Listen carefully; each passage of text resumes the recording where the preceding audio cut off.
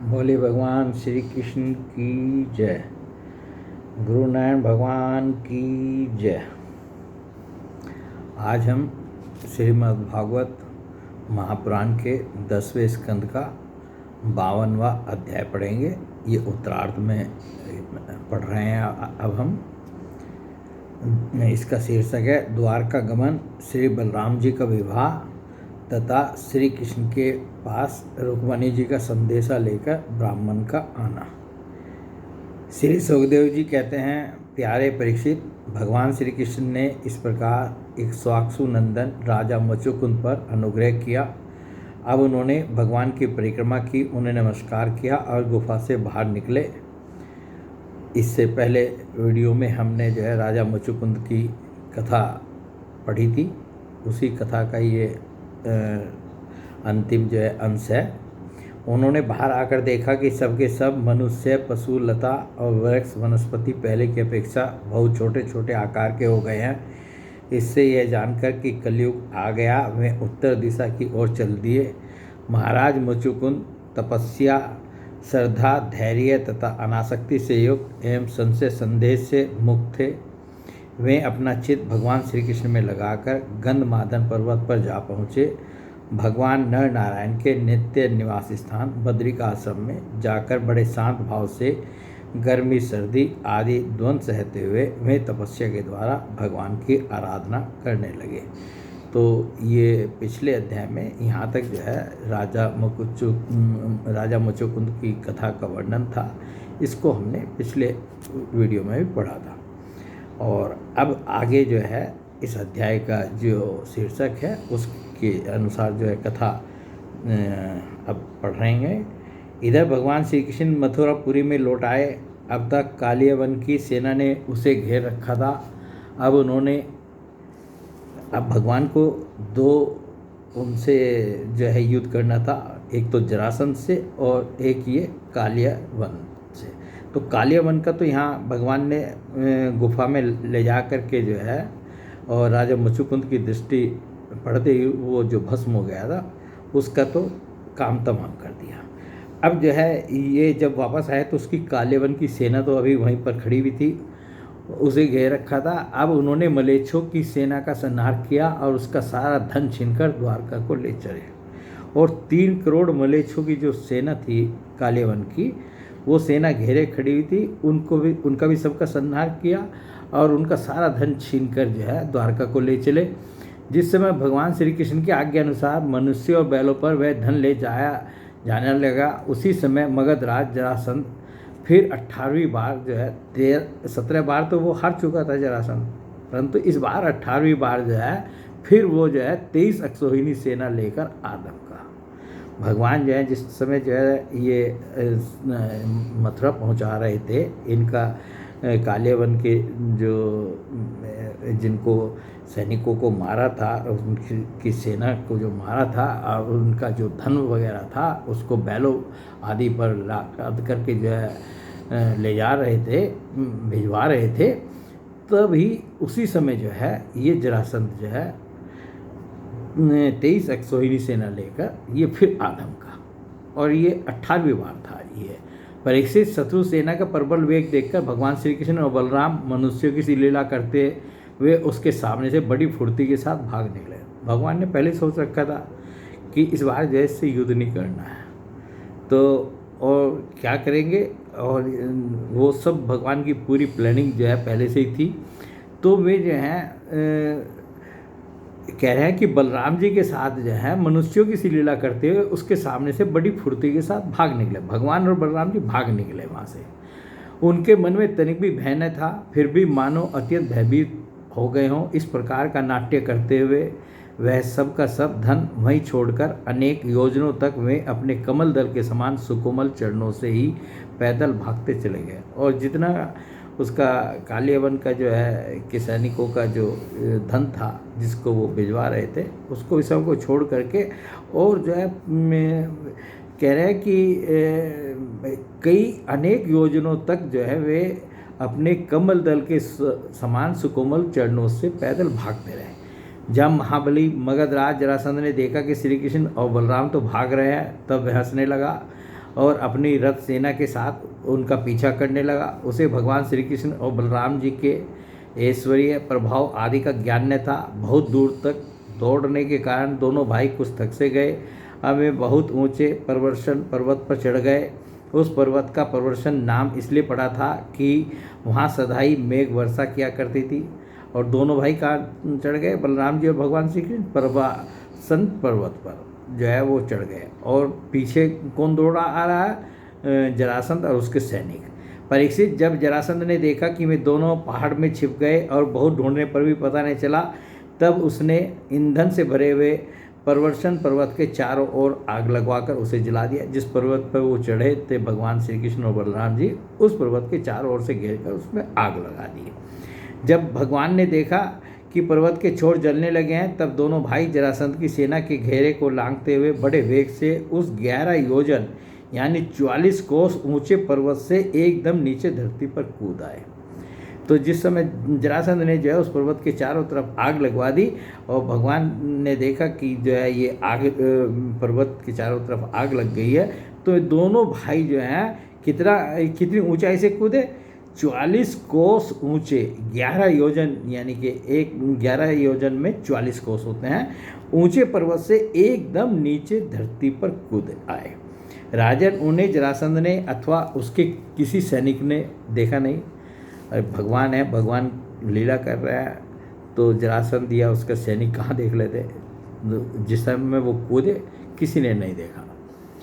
वे दोनों भाई वहाँ से चलकर फिर समुद्र से गिरी हुई द्वारकापुरी में चले गए। और जो द्वारकापुरी भगवान ने जो अपने सज्जनों के लिए बसाई थी, वहाँ पर जो है दोनों भाई चले गए। जरासंध ने झूठ मूठ ऐसा मान लिया कि श्री कृष्ण और बलराम तो जल गए, और फिर वह अपनी बहुत बड़ी सेना लौटाकर मगध देश को चला गया। और अपनी राजधानी जो है मगध देश को जो है उसने सोच लिया कि ये पहाड़ों में मैंने जो आग लगा दी थी और ये पहाड़ के ऊपर ही चढ़े थे, तो दोनों जल करके ये भी मर गए होंगे, और जो है वो अपनी सेना को लेकर के अपनी राजधानी वापस चला गया।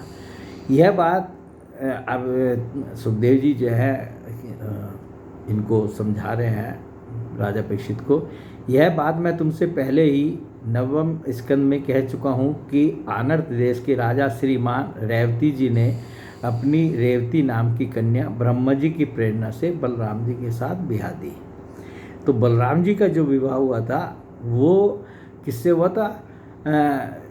आनर्त देश के राजा रेवती जी थे, और उन्होंने अपनी रेवती नाम की कन्या जो है ब्रह्मा जी के पास वो गए थे कि मैं अपनी इस कन्या का, रेवती कन्या का किससे विवाह करूं। ब्रह्मा जी ने उनको सलाह दी थी कि इस समय जब भगवान श्री कृष्ण का और उनका अवतार हुआ है, तो जो उनके बड़े भाई बलराम जी है उनके साथ जो इसका विवाह कर दो।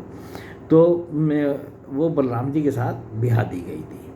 परीक्षित, भगवान श्री कृष्ण भी स्वयंवर में आए, और आए हुए शिशुपाल और उसके पक्षपाती साल आदि नरपतियों को बलपूर्वक हराकर सबके देखते देखते जैसे गरुड़ ने सुधा का हरण किया था, वैसे ही विदर्भ देश की राजकुमारी रुक्मणी को हर लाए और उनसे विवाह कर लिया।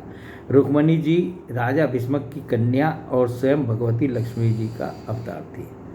और आगे जो है सुखदेव जी जो हैं राजा परीक्षित को बतला रहे हैं कि बलराम जी का तो विवाह तो रेवती के साथ हो गया, और भगवान श्री कृष्ण ने भी क्या किया, वो रुक्मणी जी का हरण किए करके ले आए और उनके साथ विवाह किया।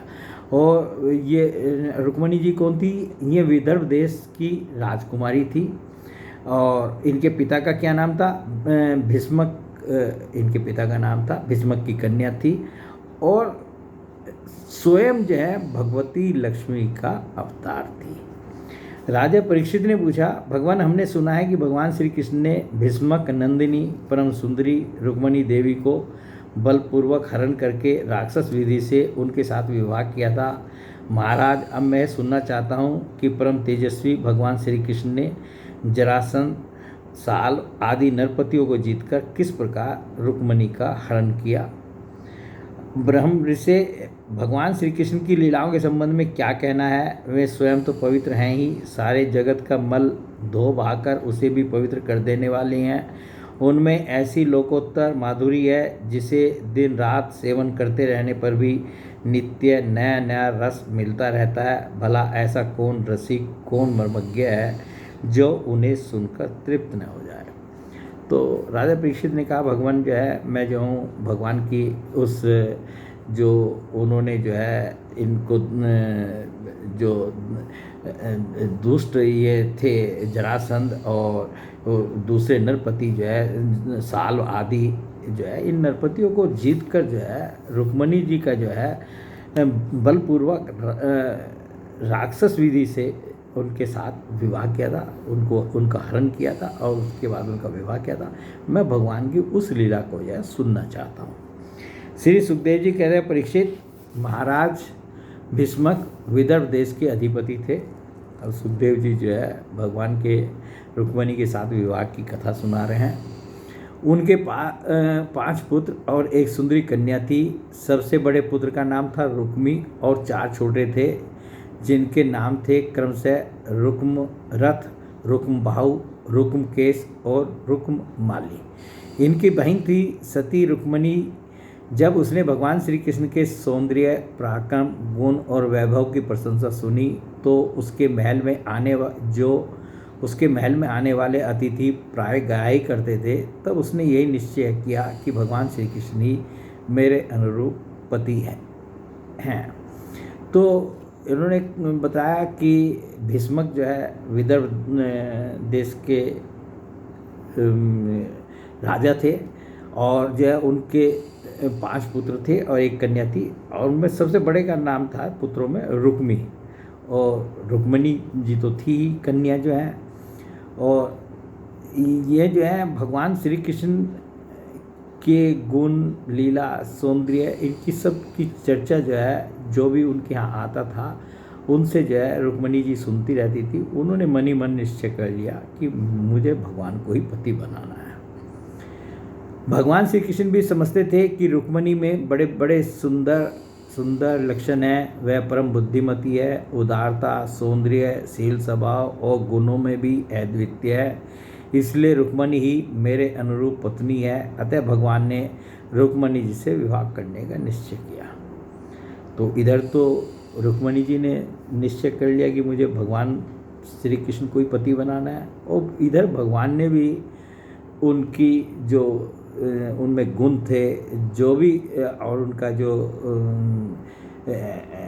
शील स्वभाव था, सौंदर्य था, उदारता थी, बुद्धिमती थी, तो उन गुणों के कारण जो है भगवान ने जो है निश्चय कर लिया था कि मुझे रुक्मणी को ही पत्नी बनाना है। अतः भगवान ने रुक्मणी जी से विवाह करने का निश्चय किया। रुक्मणी जी के भाई बंधु भी चाहते थे कि हमारी बहन का विवाह श्री कृष्ण से ही हो, परंतु रुक्मी श्री कृष्ण से बड़ा द्वेष रखता था। जो रुक्मणी जी का सबसे बड़ा भाई था रुक्मी, वो जो है भगवान श्री कृष्ण से बहुत द्वेष रखता था। जबकि रुक्मणी जी के पिताजी भी और दूसरे भाई बंधु सब चाहते थे कि रुक्मणी का विवाह भगवान श्री कृष्ण के साथ हो, परंतु उनका जो बड़ा भाई रुक्मी था वो जो है भगवान से द्वेष रखता था और वो नहीं चाहता था कि भगवान श्री कृष्ण के साथ रुक्मणी जी का विवाह हो। उसने उन्हें विवाह करने से रोक दिया, परंतु रुक्मी श्री कृष्ण से बड़ा द्वेष रखता था। उसने उन्हें विवाह करने से रोक दिया और शिशुपाल को ही अपनी बहन के योग्य वर समझा। और जो है भगवान श्री कृष्ण का तो उस के सामने कोई नाम ही नहीं ले सकता था कि बहुत द्वेष करता था। रुक्मणी की शादी की जब चर्चा होती थी, और उसने जो तय किया कि मैं अपनी बहन का विवाह जो है शिशुपाल के साथ करूँगा। जब परम सुंदरी रुक्मणी को यह मालूम हुआ कि मेरा बड़ा भाई रुक्मी शिशुपाल के साथ मेरा विवाह करना चाहता है, तब मैं बहुत उदास हो गई। उन्होंने बहुत कुछ सोच विचार कर एक विश्वासपात ब्राह्मण को तुरंत श्री कृष्ण के पास भेजा। रुक्मणी जी को पता चला कि मेरा भाई जो है रुक्मी जो है ये शिशुपाल से मेरा विवाह करना चाहता है और भगवान श्री कृष्ण से मेरा विवाह नहीं होने देगा। तो उन्होंने एक जो है ब्राह्मण को बुलाया, उनको दुख भी हुआ, और एक ब्राह्मण को बुलाया। उस ब्राह्मण को जो है समझा बुझा करके कि क्या जो है भगवान के सामने कहना है, जा करके अपना संदेश जो है भगवान श्री कृष्ण के पास भेजा उस ब्राह्मण के द्वारा। जब वे ब्राह्मण देवता द्वारकापुरी में पहुँचे तब उन्होंने बहुत कुछ सोच विचार कर एक विश्वासपात्र ब्राह्मण को तुरंत श्री कृष्ण के पास भेजा। जब वे ब्राह्मण देवता द्वारकापुरी में पहुँचे तब द्वारपाल उन्हें राजमहल के भीतर ले गए। वहाँ जाकर ब्राह्मण देवता ने देखा कि आदि पुरुष भगवान श्री कृष्ण सोने के सिंहासन पर विराजमान है। ब्राह्मणों के परम भक्त भगवान श्री कृष्ण उन ब्राह्मण देवता को देखते ही अपने आसन से नीचे उतर गए और उन्हें अपने आसन पर बैठाकर वैसे ही पूजा की जैसे देवता लोग उनकी यानी भगवान की किया करते हैं। आदर सत्कार कुशल प्रश्न के अनंतर जब ब्राह्मण देवता खा पी चुके आराम विश्राम कर चुके तब संतों के परम आस से भगवान श्री कृष्ण उनके पास गए और अपने कोमल हाथों से उनके पैर सहलाते हुए बड़े शांत भाव से पूछने लगे। देखिए, भगवान तो जानते थे, अंतर्यामी है भगवान, कि ये ब्राह्मण देवता क्यों आए हैं, इनका उद्देश्य क्या है, इनको किसने भेजा है। तो और जैसे आए उनका स्वागत सत्कार किया और आते ही ये नहीं कि आते ही जो है उनसे पूछ लिया कि पहले उनका स्वागत सत्कार किया, उनको आराम दिलाया, भोजन कराया, विश्राम कराया और जो है उनके पास गए उसके बाद और उनसे कहा, ब्राह्मण शिरोमणे, आपका चित्त तो सदा सर्वदा संतुष्ट रहता है ना।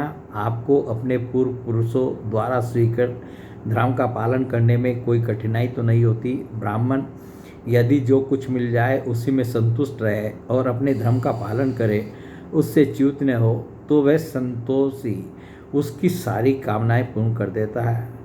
तो भगवान जो है उन ब्राह्मण देवता से एक प्रकार से जो है ये जो उपदेश है ये सब समस्त ब्राह्मण जाति के लिए नहीं है, ये समस्त मानव जाति के लिए ही उपदेश है कि संतोष ही उसकी सारी कामनाएं पूर्ण कर देता है। यदि इंद्र का पद पाकर भी किसी को संतोष न हो तो उसे सुख के लिए एक लोक से दूसरे लोक में बार बार भटकना पड़ेगा, वह कहीं भी शांति से बैठ नहीं सकेगा। परंतु जिसके पास तनिक भी संग्रह परिग्रह नहीं है और जो उसी अवस्था में संतुष्ट है, वह सब प्रकार से संताप रहित होकर सुख की नींद सोता है।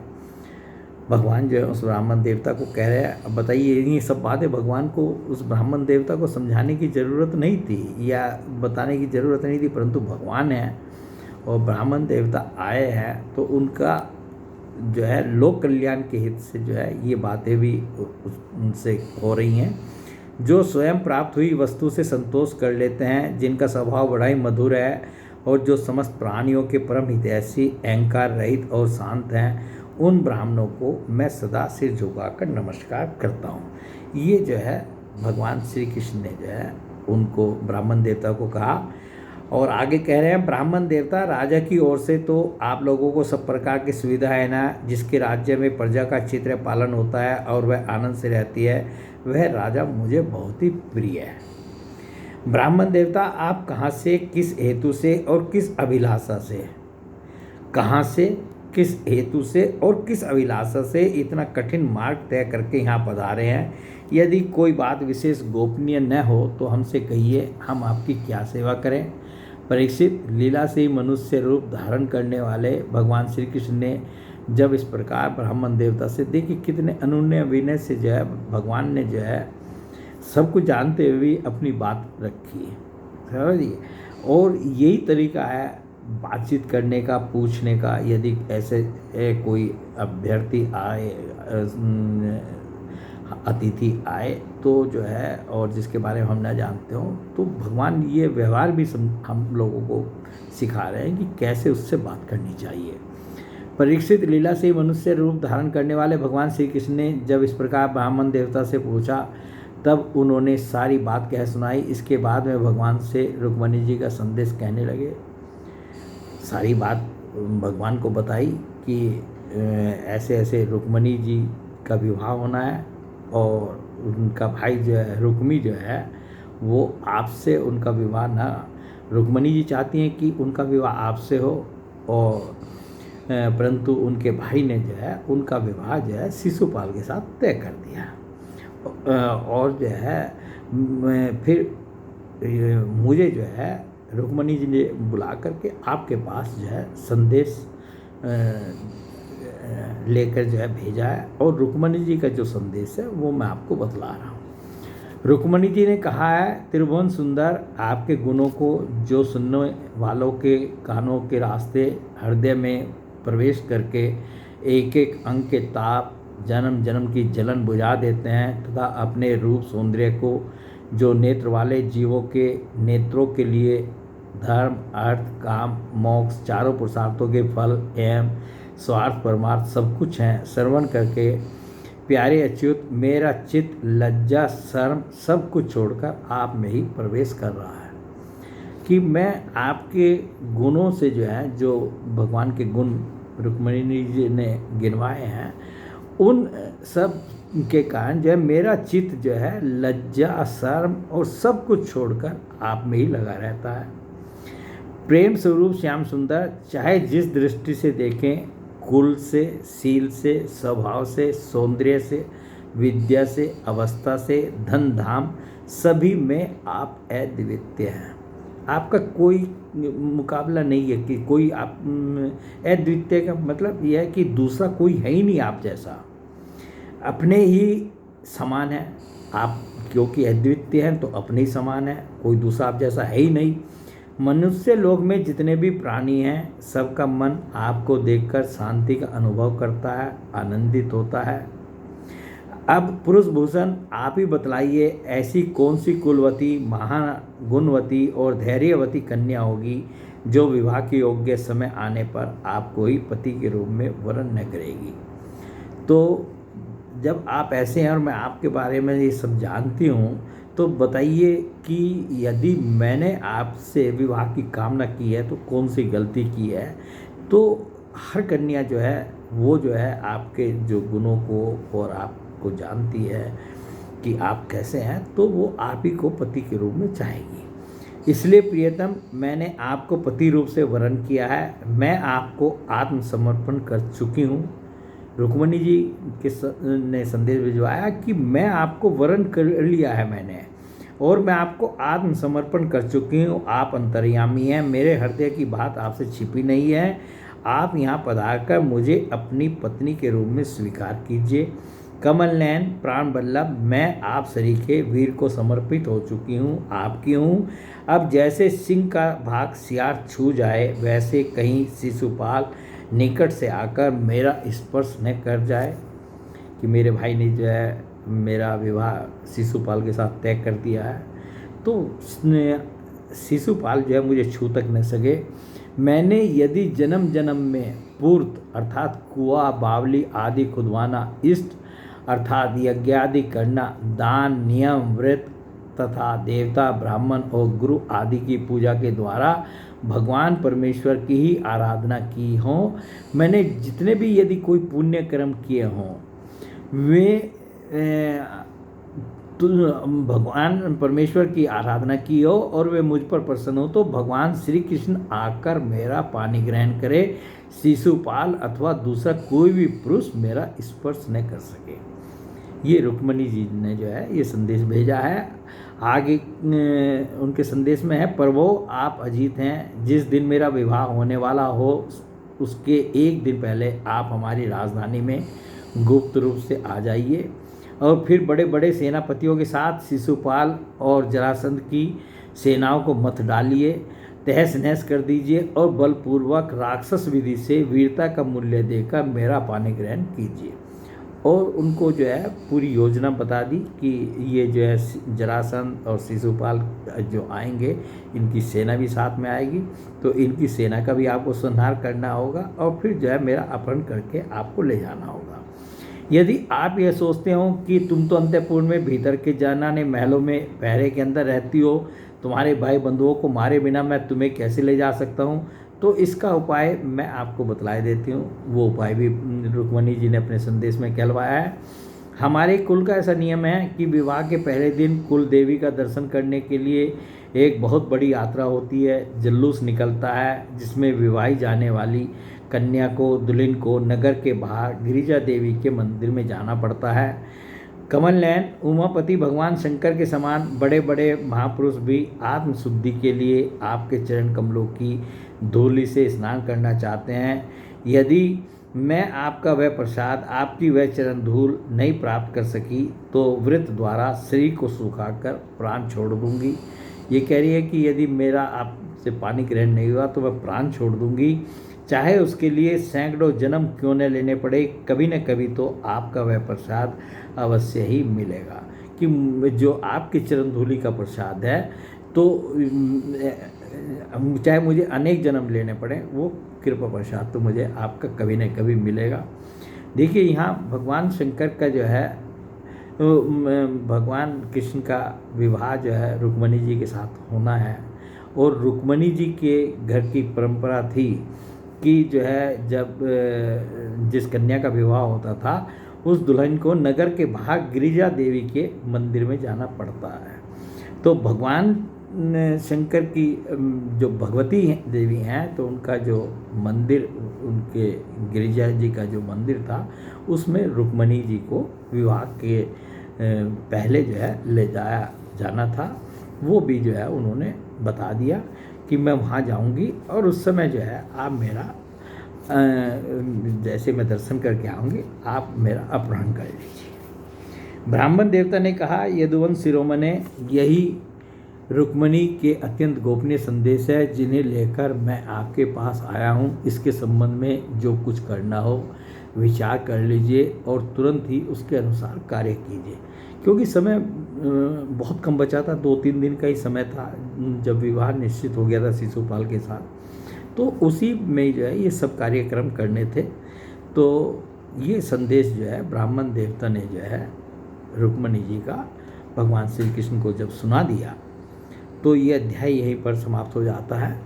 और अगला अध्याय 53वां अध्याय जिसका कि शीर्षक है रुक्मणी हरण, उसको अब हम पढ़ रहे हैं। श्री सुखदेव जी कहते हैं, परीक्षित, भगवान श्री कृष्ण ने विदर्भ राजकुमारी रुक्मणी जी का यह संदेश सुनकर अपने हाथ से ब्राह्मण देवता का हाथ पकड़ लिया और हंसते हुए यूँ बोले। रुक्मणी जी का जब संदेश सुन लिया भगवान ने तो उनको कोई इस बात की तो चिंता थी नहीं कि शिशुपाल है या जो है जरासंध है या उनकी सेना है कि मुझे उससे कुछ डरना है या रुक्मणी जी को मैं प्राप्त नहीं कर सकता, उस बात की तो कोई चिंता थी नहीं। तो वो जो है हंसने लगे और भगवान श्री कृष्ण ने कहा, ब्राह्मण देवता, जैसे विदर्भ राजकुमारी मुझे चाहती है वैसे ही मैं भी उन्हें चाहता हूँ। जैसे रुक्मणी जी मुझे चाहती है वैसे ही मैं भी उन्हें चाहता हूँ।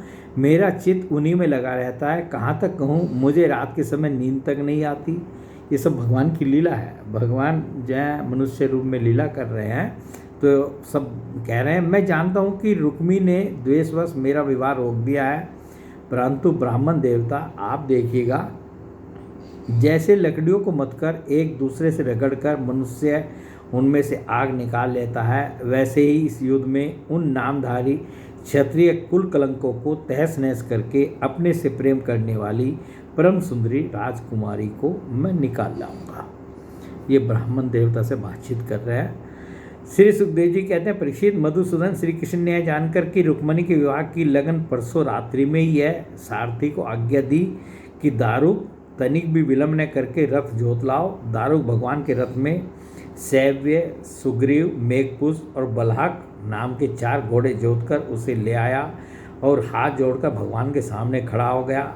सूर्यनंदन श्री कृष्ण ब्राह्मण देवता को पहले रथ पर चढ़ाकर फिर आप भी सवार हो गए और उन शीघ्रगामी घोड़ों के द्वारा एक ही रात में आनर्त देश से विदर्भ देश में जा पहुँचे।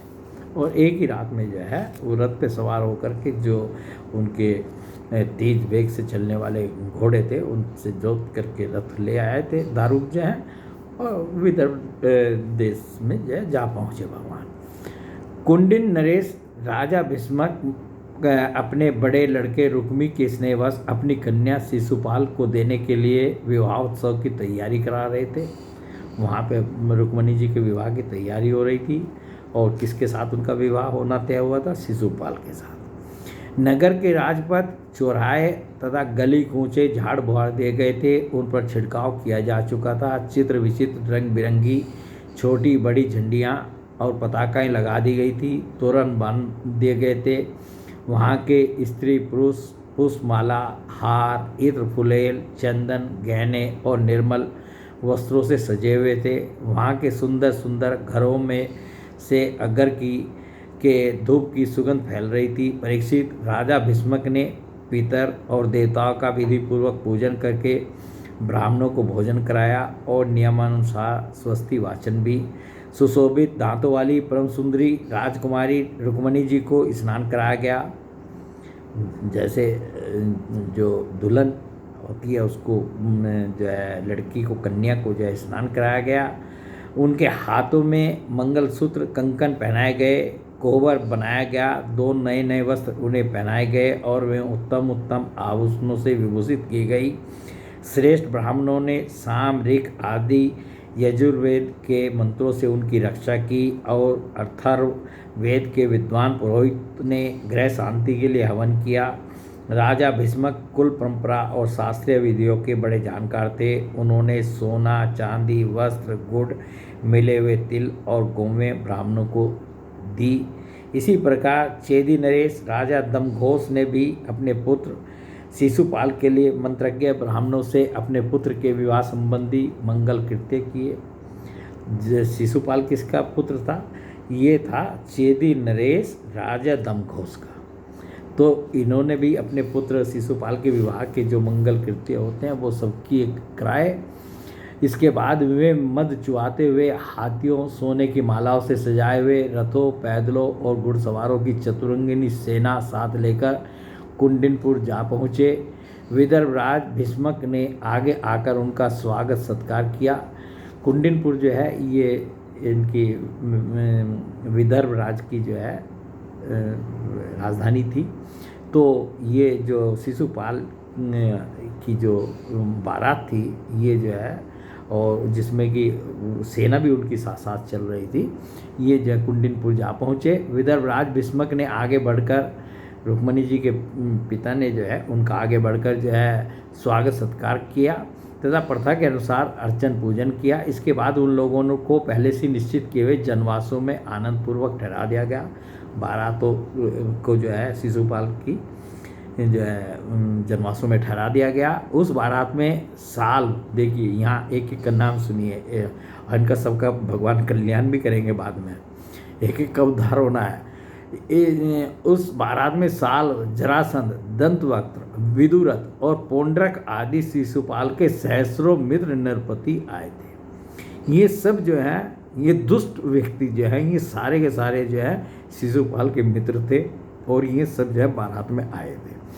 वे सब राजा श्री कृष्ण और बलराम जी के विरोधी थे और राजकुमारी रुक्मणी शिशुपाल को ही मिले, इस विचार से आए थे कि यदि विवाह में जो है भगवान श्री कृष्ण या बलराम ने आकर के कुछ गड़बड़ की तो उनसे हम निपटेंगे और जो है इस रुक्मणी जी का विवाह शिशुपाल के साथ निर्विघ्न हो। इस पूरी तैयारी के साथ ये सब राजा थे, ये भी सब जो है और शिशुपाल के मित्र थे, सब इस तैयारी के साथ आए थे। उन्होंने अपने अपने मन में यह पहले से ही निश्चय कर रखा था कि यदि श्री कृष्ण बलराम आदि यदुवंशियों के साथ आकर कन्या को हरने की चेष्टा करेगा तो हम सब मिलकर उससे लड़ेंगे। यही कारण था कि उन राजाओं ने अपनी अपनी पूरी सेना और रथ, घोड़े, हाथी आदि भी अपने साथ ले लिए थे। तो ये सब पूरी तैयारी के साथ अपनी सेना वेना के साथ जो है रथ और घोड़े आदि के साथ जो है शिशुपाल के विवाह में आए थे। विपक्षी राजाओं की इस तैयारी का पता भगवान बलराम जी को लग गया और जब उन्होंने यह सुना कि भैया श्री कृष्ण अकेले ही राजकुमारी का हरण करने के लिए चले गए हैं, तब उन्हें वहाँ लड़ाई झगड़े की बड़ी आशंका हुई। बलराम जी को तो भगवान बता के आए नहीं थे कि मैं जो वहाँ जा रहा हूँ, विदर्भ राज के मैं जा रहा हूँ। तो बलराम जी को जैसे पता चला कि वहाँ जो है रुक्मणी जी का विवाह होगा और शिशुपाल के साथ जो है विवाह तय हुआ है और उसके जो ये मित्र हैं, ये जितने भी मित्र जरासंध, साल और दंतवक्त्र और पौंड्रक आदि जो है ये जो है, तो वो जो है उनको कुछ चिंता हुई कि वहाँ बिना लड़ाई झगड़े के काम होगा नहीं और जो है उनको लड़ाई झगड़े की बड़ी आशंका हुई। यद्यपि वे श्री कृष्ण का बल विक्रम जानते थे, फिर भी भ्रातृ स्नेह से उनका हृदय भराया। वे तुरंत ही हाथी, घोड़े, रथ और पैदलों की बड़ी भारी चतुरंगिनी सेना साथ लेकर कुंडिनपुर के लिए चल पड़े। तो विदर्भ राज की जो वो राजधानी कुंडिनपुर जहाँ विवाह होना था वहाँ के लिए वो चल दिए। इधर परम सुंदरी रुक्मणी जी भगवान श्री कृष्ण के सुभागमन की प्रतीक्षा कर रही थी। उन्होंने देखा श्री कृष्ण की तो कौन कहे, अभी ब्राह्मण देवता भी नहीं लौटे, विवाह होने वाला शिशुपाल की बारात भी आ गई, और जो है जिस ब्राह्मण देवता को भगवान श्री कृष्ण के पास संदेश लेकर के भेजा था वो भी लौट करके नहीं आए। अभी तक रुक्मणी जी को बताया नहीं, पता नहीं चला, जबकि भगवान जो है वहाँ पहुँच चुके थे कुंडिनपुर में, परंतु जो है उनको ये बात पता नहीं चल रही। तो वो जो है घबरा रही थी कि क्या होगा। मैं बड़ी चिंता में पड़ गई, सोचने लगी अहो अब मुझ अभागिनी के विवाह में केवल एक रात की देरी है, परंतु मेरे जीवन सरसा कमल नयन भगवान अब भी नहीं पधारे, इसका क्या कारण हो सकता है, कुछ निश्चय नहीं मालूम पड़ता। यही नहीं, मेरे संदेश ले जाने वाले ब्राह्मण देवता भी तो अभी तक नहीं लौटे। इसमें संदेह नहीं कि भगवान श्री कृष्ण का स्वरूप परम शुद्ध है और विशुद्ध पुरुष ही उससे प्रेम कर सकते हैं। उन्होंने अब वो आशंका कर रही हैं, रुक्मणी जी जो है आशंका कर रही हैं कि भगवान ने जो है मुझ में कुछ न कुछ बुराई देखी होगी, तभी तो मेरा हाथ पकड़ने के लिए, मुझे स्वीकार करने के लिए उद्यत होकर वे यहाँ नहीं पधार रहे हैं। ठीक है, मेरे भाग्य ही मंद हैं, विधाता और भगवान शंकर भी मेरे अनुकूल नहीं जान पड़ते। यह भी संभव है कि रुद्र पत्नी गिरिराज कुमारी सती पार्वती जी मुझसे अप्रसन्न हो। परीक्षित, जब व्यक्ति की मनचाही चीज़ नहीं पूरी होती और तो वो इस तरह के जो है संदेह जो है, जितनी भी निगेटिव चीज़ें हैं वो सब जो है उसके दिमाग में आना शुरू हो जाती है। तो वो जो है जो भी उनको लग रहा है वो सारी चीज़ें जो हैं रुक्मणी जी को आशंकाएं हो रही हैं कि हो सकता है माता पार्वती जो है हमारे से प्रसन्न ना हो, या भगवान श्री कृष्ण ने जो है मेरे में कुछ बुराई देखी हो इसलिए ना वो आ रहे हों। उनका संपूर्ण मन और उनके सारे मनोभाव भक्त मन चोर भगवान ने चुरा लिए थे। उन्होंने उन्हीं को सोचते सोचते अभी समय है ऐसा समझकर अपने आंसू भरे नेत्र बंद कर लिए। आशंका तो हो रही थी, परंतु जो है फिर भी विश्वास था, अंदर से कहीं विश्वास था कि नहीं ऐसा नहीं है, अभी तो समय है विवाह होने में। परीक्षित, इस प्रकार रुक्मणी जी भगवान श्री कृष्ण के शुभागमन की प्रतीक्षा कर रही थी। उसी समय उनकी बाईं जांघ, भुजा और नेत्र फड़कने लगे। ये जो है स्त्रियों का जो है ये बाईं अंग जो है फड़कना जो है बहुत शुभ होता है। तो वही जो है यहाँ कह रही हैं कि उसी समय उनकी बाईं जांघ, भुजा और नेत्र फड़कने लगे, जो प्रियतम के आगमन का संवाद सूचित कर रहे थे। इतने में ही भगवान श्री कृष्ण के भेजे हुए में ब्राह्मण देवता आ गए और उन्होंने अंतःपुर में राजकुमारी रुक्मणी को इस प्रकार देखा मानो कोई ध्यानमग्न देवी हो। तो ब्राह्मण देवता जो है रुक्मणी जी के पास जो है पहुंच गए, और देखिए जैसे ही जो है ऐसे समय में जब कि वो भगवान श्री कृष्ण के पास से आ रहे हैं तो उनकी मुख मुद्रा, उनके जो शरीर के अंगों की जो व्यवहार करने का और उनका जो तरीका जिसको बॉडी लैंग्वेज बोलते हैं, उसको देख कर के ही रुक्मणी जी जो है समझ गई। सती रुक्मणी जी ने देखा कि ब्राह्मण देवता का मुख प्रफुल्लित है, उनके मन और चेहरे पर किसी प्रकार की घबराहट नहीं है। वे उन्हें देखकर लक्षणों से ही समझ गई कि भगवान श्री कृष्ण आ गए। अब रुक्मणी जी प्रसन्न हैं कि ब्राह्मण देवता प्रसन्न है, तो जो काम था वो हो गया है, तभी ये प्रसन्न है, नहीं तो दुखी और मुंह लटकाए हुए आते। और जो है भगवान श्री कृष्ण भी यहाँ पहुँच गए हैं। तब ब्राह्मण देवता ने फिर प्रसन्नता से खिलकर उन्होंने ब्राह्मण देवता से पूछा। तब ब्राह्मण देवता ने निवेदन किया कि भगवान श्री कृष्ण यहाँ पधार गए हैं और उनकी भूरी भूरी प्रशंसा की। यह भी बतलाया कि राजकुमारी जी आपको ले जाने की उन्होंने सत्य प्रतिज्ञा की है, आप बिल्कुल निश्चिंत रहें, भगवान आपको लेकर के जाएंगे। भगवान के शुभागमन का समाचार सुनकर रुक्मणी जी का हृदय आनंद अतिरेक से भर गया। उन्होंने इसके बदले में ब्राह्मण के लिए भगवान के अतिरिक्त और कुछ प्रिय ने देखकर उन्होंने केवल नमस्कार कर लिया। और भगवान वो तो स्वयं भगवती हैं, लक्ष्मी देवी हैं रुक्मणी जी जो हैं, तो उन्होंने जो है कि मेरे पास देने को तो कुछ है नहीं अभी भगवान जो, तो उन्होंने खाली नमस्कार कर लिया। उनका नमस्कार करना ही, लक्ष्मी जी का नमस्कार करना ही किसी को क्या मायने रखता है, ये हम सब समझते हैं। अर्थात जगत की समग्र लक्ष्मी ब्राह्मण देवता को सौंप दे, ये जो है उनके संदेश को ले जाने वाले ब्राह्मण देवता को वो जो है भगवती लक्ष्मी ने केवल नमस्कार करके ही जो है जगत की सारी लक्ष्मी उन ब्राह्मण देवता को सौंप दी। राजा भीष्मक ने सुना कि भगवान श्री कृष्ण और बलराम जी मेरी कन्या का विवाह देखने के लिए उत्सुकतावश यहाँ पधारे हैं। तब तुरही, भेरी आदि बाजे बजवाते हुए पूजा की सामग्री लेकर उन्होंने उनकी आगवानी की। तो रुक्मणी जी के पिताजी के मन में तो किसी प्रकार का कुछ था नहीं। उन्होंने जब सुना कि बलराम जी और भगवान श्री कृष्ण जो है मेरी पुत्री का जो है विवाह देखने के लिए यहाँ आए हैं, तो वे उनके स्वागत के लिए चले और पूजा की सामग्री लेकर उन्होंने उनकी आगवानी की और मधुपर्क, निर्मल वस्त्र और उत्तम उत्तम भेंट देकर विधि पूर्वक उनकी पूजा की। भीष्मक जी बड़े बुद्धिमान थे, भगवान के प्रति उनकी बड़ी भक्ति थी। उन्होंने भगवान को सेना और साथियों के सहित समस्त सामग्रियों से युक्त निवास स्थान में ठहराया और उनका यथावत आतिथ्य सत्कार किया।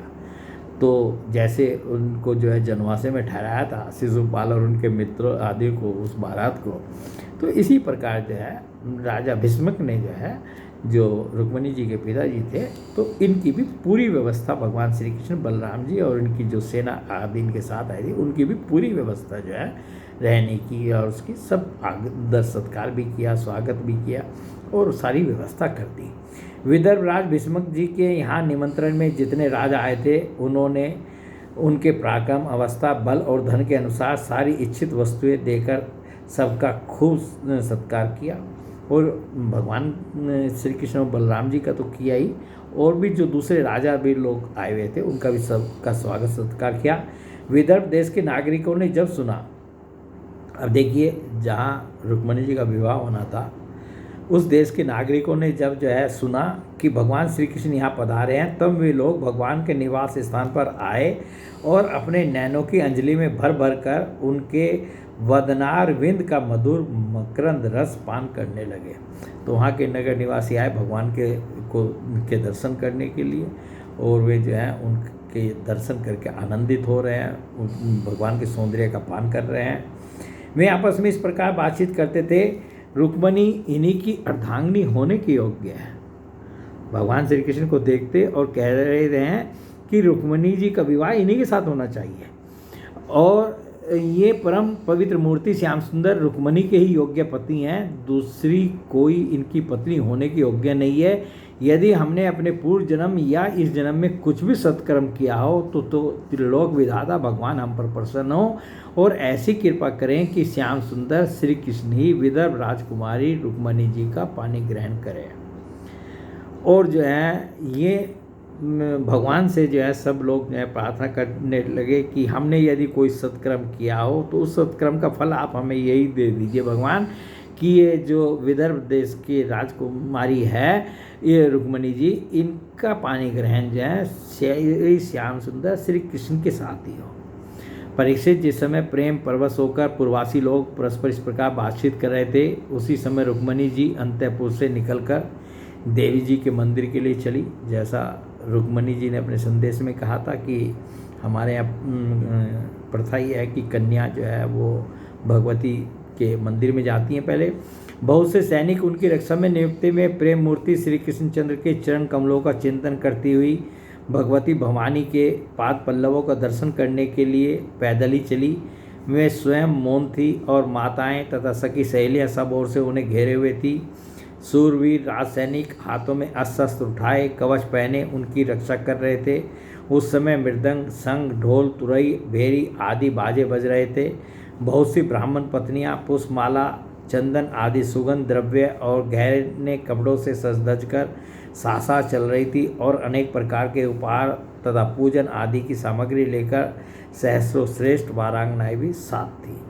तो जिस समय भगवती के दर्शन के लिए और पूजा के लिए जा रही थी रुक्मणी जी, ये सब जो है उनके साथ साथ चल रही थी। गवैये गाते जाते थे, बाजे वाले बाजे बजाते चलते थे और शुद्ध मागध तथा वंदीजन दुल्हन के चारों ओर जय जयकार करते विरत बखानते जा रहे थे। देवी जी के मंदिर में पहुंचकर रुक्मणी जी ने अपने कमल के सदृश सुकोमल हाथ पैर धोए आचमन किया। इसके बाद बाहर भीतर से पवित्र एवं शांत भाव से युक्त होकर अंबिका देवी के मंदिर में प्रवेश किया। बहुत ही विधि विधान जानने वाली बड़ी बूढ़ी ब्राह्मणियों उनके साथ थी। उन्होंने भगवान शंकर की अर्धांगिनी भवानी को और भगवान शंकर को भी रुक्मणी जी से प्रणाम करवाया। रुक्मणी जी ने भगवती से प्रार्थना की, अंबिका माता, आपकी गोद में बैठे हुए आपके प्रिय पुत्र श्री गणेश जी को और आपको मैं बार बार नमस्कार करती हूँ। आप ऐसा आशीर्वाद दीजिए कि मेरी अभिलाषा पूर्ण हो। भगवान श्री कृष्ण ही मेरे पति हों। और माँ भगवती से, भगवान शंकर से और गणेश जी से जो है, जो गणेश जी माता के भवानी के गोद में बैठे हुए थे, ये प्रार्थना की कि भगवान श्री कृष्ण ही मेरे पति हों, ऐसा जो है आप मुझे वरदान दीजिए। इसके बाद रुक्मणी जी ने जल, गंध, अक्षत, धूप, वस्त्र, पुष्पमाला, हार, आभूषण, अनेकों प्रकार के नैवेद्य, भेंट और आरती आदि सामग्रियों से अंबिका देवी की पूजा की। तदंतर उक्त सामग्रियों से तथा नमक, पुआ, पान, कंठसूत्र, फल और एक से सुहागिन ब्राह्मणियों की भी पूजा की। तब ब्राह्मणियों ने उन्हें प्रसाद देकर आशीर्वाद दिए और दुल्हन ने ब्राह्मणियों और माता अंबिका को नमस्कार करके प्रसाद ग्रहण किया। पूजा अर्चा की विधि समाप्त हो जाने पर उन्होंने मौन व्रत तोड़ दिया और रत्न जड़ित अंगूठी से जगमगाते हुए कर कमल के द्वारा एक सहेली का हाथ पकड़कर वे गिरिजा मंदिर से बाहर निकली। अब जो है पूजा अर्चा समाप्त हो गई और उन्होंने भी कुछ प्रसाद ग्रहण कर लिया। वे जो है मंदिर से अपनी एक सहेली का हाथ पकड़ के बाहर निकली। परीक्षित, रुक्मणी जी भगवान की माया के समान ही बड़े बड़े धीर वीरों को भी मोहित कर लेने वाली थी। उनका कटी भाग बहुत ही सुंदर और पतला था। मुखमंडल पर कुंडलों की शोभा जगमगा रही थी। वे किशोर और तरुण अवस्था की संधि में थी। नितंब पर जड़ाऊ करधनी शोभायमान हो रही थी। वक्षस्थल कुछ उभरे हुए थे और उनकी दृष्टि लटकती हुई अलकों के कारण कुछ चंचल हो रही थी। उनके होठों पर मनोहर मुस्कान थी। उनके दांतों की बात थी तो कुंदकली के समान परम उज्ज्वल, परंतु पके हुए कुंदरू के समान लाल लाल होठों की चमक से उस पर भी लालिमा आ गई थी। उनके पाँवों के पायजेब चमक रहे थे और उनमें लगे हुए छोटे छोटे घुंघरू रुनझुन रुनझुन कर रहे थे। वे अपने सुकुमार चरण कमलों से पैदल ही राजहंस की गति से चल रही थी। उनकी वह अपूर्व छवि देखकर वहाँ आए हुए बड़े बड़े यशस्वी वीर सब मोहित हो गए। कामदेव ने ही भगवान का कार्य सिद्ध करने के लिए अपने बाणों से उनका हृदय जर्जर कर दिया। तो ये जो हैं रुक्मणी जी जो हैं रूपवती सुंदरी युवती तो थी और दुल्हन के वेश में थी और उनके सौंदर्य को जो है, जिसका कि हमने वर्णन सुना, ये माता के रूप में हम जो है इसका वर्णन पढ़ रहे हैं या सुन रहे हैं। तो ये जो हैं जो साक्षात लक्ष्मी देवी हैं, तो जब इनको जो है दूसरे राजाओं ने जो है वहाँ आकर मतलब जब ये निकली मंदिर से और दूसरे राजाओं ने देखा तो जो है उनकी छवि को देखकर वहाँ आए बड़े बड़े यशस्वी वीर सब मोहित हो गए। कामदेव ने भगवान का कार्य सिद्ध करने के लिए अपने बाणों से उनका हृदय जर्जर कर दिया। रुक्मणी जी इस प्रकार इस उत्सव यात्रा के बहाने मंद मंद गति से चलकर भगवान श्री कृष्ण पर अपना राशि राशि सौंदर्य निछावर कर रही थी। उन्हें देखकर और उनकी खुली मुस्कान तथा लजीली चितवन पर अपना चित्त लुटाकर वे बड़े बड़े नरपति एवं वीर इतने मोहित और बेहोश हो गए कि उनके हाथों से अस्त्र छूटकर गिर पड़े और वे स्वयं भी रथ, हाथी और घोड़ों से धरती पर आ गए। वो जो दूसरे राजा लोग थे वो उनके सौंदर्य को देखकर उनकी दुल्हन के रूप में जो ये रुक्मणी जी निकली, उनको देखकर जो है इतने मोहित हो गए वो अपने सवारियों से भी नीचे गिर पड़े। इस प्रकार रुक्मिणी जी भगवान श्री कृष्ण के सुभागमन की प्रतीक्षा करती हुई अपने रुक्मिणी जी की आंखें क्या ढूंढ रही थी? केवल भगवान श्री कृष्ण को। भगवान श्री कृष्ण कहाँ है? दिखाई नहीं दिए अभी तक। कमल की कली के समान सुकुमार चरणों को बहुत ही धीरे धीरे आगे बढ़ा रही थी। उन्होंने अपने बाएं हाथ की अंगुलियों से मुख की ओर लटकती हुई अलकी हटाई और वहाँ आए हुए नरपतियों की ओर लजीली चितवन से देखा। उसी समय उन्हें श्याम सुंदर भगवान श्री कृष्ण के दर्शन हुए। भगवान जिसको वो देखना चाहती थी, भगवान श्री कृष्ण दिख गए रुक्मिणी जी को। राजकुमारी रुक्मिणी जी रथ पर चढ़ना ही चाहती थी, वापस जाने के लिए रथ पर चढ़ना ही चाहती थी कि भगवान श्री कृष्ण ने समस्त शत्रुओं के देखते देखते, जितने वहाँ शत्रु, ये सब शत्रु ही तो थे जो राजा जो रुक्मिणी जी के विवाह में शिशुपाल की तरफ से आए थे, उनके देखते देखते उनकी भीड़ में से रुक्मिणी जी को उठा लिया और उन सैकड़ों राजाओं के सिर पर पांव रखकर उन्हें अपने उस रथ पर बैठा लिया जिसकी ध्वजा पर गरुड़ का चिन्ह लगा हुआ था। भगवान का रथ कैसा है? उसकी ध्वजा जो है, मतलब गरुड़ का चिन्ह उसके ऊपर लगा हुआ था। उस पर जो है भगवान श्री कृष्ण ने रुक्मिणी जी को बैठा लिया। इसके बाद जैसे सिंह सियारों के बीच में से अपना भाग ले जाए, वैसे ही रुक्मिणी जी को लेकर भगवान श्री कृष्ण बलराम जी आदि यदुवंशियों के साथ वहाँ से चल पड़े। उस समय जरासंध के वशवर्ती अभिमानी राजाओं को अपना यह बड़ा भारी तिरस्कार और यश कीर्ति का नाश सहन न हुआ। वे सब के सब चिढ़कर कहने लगे, हाओ हमें धिक्कार है, आज हम लोग धनुष धारण करके खड़े ही रहे और ये ग्वाले जैसे सिंह के भाग को हरिण ले जाए, उसी प्रकार हमारा सारा यश छीन ले गए।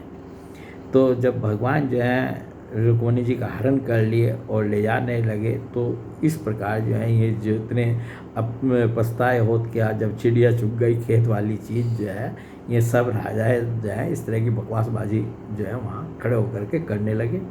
और अभी अगले अध्याय में हम पढ़ेंगे कि इन सब ने जो है भगवान को जब रुक्मिणी जी को लेकर जा रहे थे क्या क्या किया और क्या क्या, वो जो है हम अगले अध्याय में पढ़ेंगे। और देखिए रुक्मिणी जी का जो विवाह का प्रसंग है, और ये सभी जो भागवत कथा जहाँ भी होती है, ये अधिकतर मैं समझता हूँ कि करीब करीब 100% हमारे संत महात्मा कथावाचक जो हैं इस प्रसंग को सुनाते हैं। परंतु जो मूल रूप से इसका जो पाठ है, जो इसमें जितनी बातें हम सुनते हैं या समझते हैं, एक एक बात को और जितने सूक्ष्म रूप से जो है हम लोगों ने जाना समझा, तो ऐसा हमें अक्सर सुनने को नहीं मिलता। इसलिए जो है मेरा तो मानना ये है कि श्रीमद् भागवत का इसमें कुछ छोड़ने के लिए है ही नहीं। इसको हम चाहे संक्षेप में कहें चाहे वैसे कहें, परंतु जो मूल पाठ है भागवत का, उसको हमें जो है एक बार जो है कम से कम जो है पढ़ना चाहिए, सुनना भी चाहिए, और जो है ये सब जो है होना चाहिए। तो आज जो है हमने मुख्य रूप से जो है जो 2 अध्याय पढ़े हैं, उनमें ये पढ़ा है कि रुक्मिणी जी जो है का विवाह होने वाला था, तो उनके भाई जो हैं, जो बड़ा भाई था रुक्मी जो है, उसने जो है उनका विवाह शिशुपाल के साथ तय कर दिया था, जबकि उनके पिता और दूसरे लोग जो हैं वो नहीं चाहते थे। और रुक्मिणी जी ने तय कर लिया था कि मुझे जो है विवाह जो है भगवान श्री कृष्ण से ही करना है। इसके लिए उन्होंने एक ब्राह्मण देवता के द्वारा अपना संदेश भगवान श्री कृष्ण तक भेजा कि मैं आपको चाहती हूँ और आपको पति रूप से ग्रहण कर चुकी हूँ, तो आप जो है यहाँ आइए और मुझे जो है मेरा जैसे भी हो, और उसकी पूरी उन्होंने व्यवस्था भी बता दी कि कैसे कैसे मेरा आप ग्रहण करके ले जाना पड़े आपको, तो भी ले जाइए, और जो है दूसरे जो राजा लोग हैं वो मुझे छू तक ना सकें, इस तैयारी के साथ आइए। तो भगवान श्री कृष्ण जो है उन ब्राह्मण देवता को लेकर के रथ पर सवार होकर के तुरंत चल दिए और विदर्भ राज्य की राजधानी जो है कुंडिनपुर में जो है जहाँ पर विवाह होना था वहाँ पहुँच गए। इधर बलराम जी को पता चला कि श्री कृष्ण तो अकेले ही चले गए, और वहाँ जो है ये शिशुपाल और जो दूसरे जो उसके मित्र थे जरासंध, साल और पुंडरक आदि जो है ये पूरी शत्रु की सेना, पूरी सेना वेना के साथ जो है ये, तो उनको लगा कि लड़ाई झगड़ा कुछ ना कुछ होगा, ये विवाह ऐसे नहीं हो पाएगा। तो जो है वो बलराम जी भी अपनी सेना वेना के साथ जो है वो वहाँ पहुँच गए। तो रुक्मणी जी के पिताजी ने जो है उनका भी सबका बहुत अच्छा स्वागत सत्कार किया, सब किया। और जो है जब रुक्मणी जी जो है भगवान शंकर का, माता पार्वती का बाहर एक मंदिर था और उनके यहाँ प्रथा थी कि जो है विवाह से पहले जो है वहाँ जाती है कन्या जो है और वहाँ भगवती की पूजा करती है। और वहाँ वो जो है बड़े बूढ़ी जो है, जो घर की स्त्रियाँ थीं, ब्राह्मणियाँ थीं, उन सबको साथ लेकर के भगवती के मंदिर में गई और वहाँ पर जो है उन पूजा की और उनसे प्रार्थना की भगवान शंकर से, गणेश जी से, माँ भगवती से कि भगवान श्री कृष्ण ही जो है मेरे पति हों।